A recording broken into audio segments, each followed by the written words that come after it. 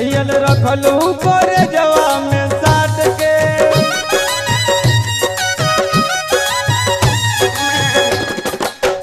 आजुल न जानल गोरी हमर तोहर बात के जहियल रखलू करे जवा में साट के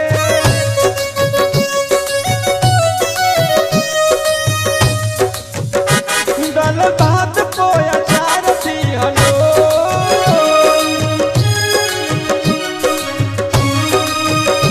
नई हर के कसार दिहलो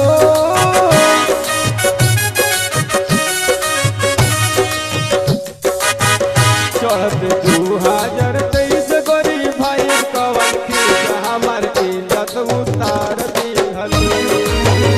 चढ़ते 2023 गोरी भाई कवन की हमार इज्जत उतार दिहलो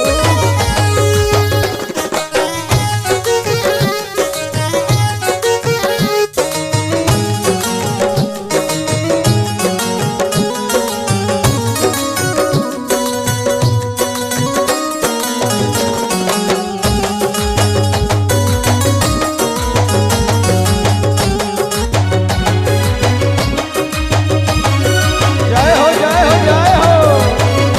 वाह वाह प्यार के खली दुलार बा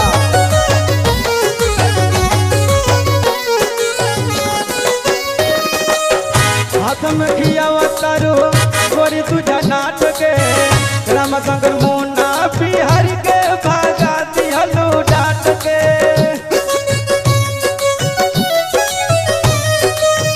हाथ में खियावत तारू गोरी तुझा नाट के राम शंकर मुन्ना बिहारी के भागा दिहलो डाट के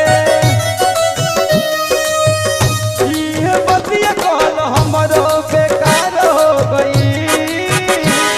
ये बतिया कहल हमरो बेकार हो गई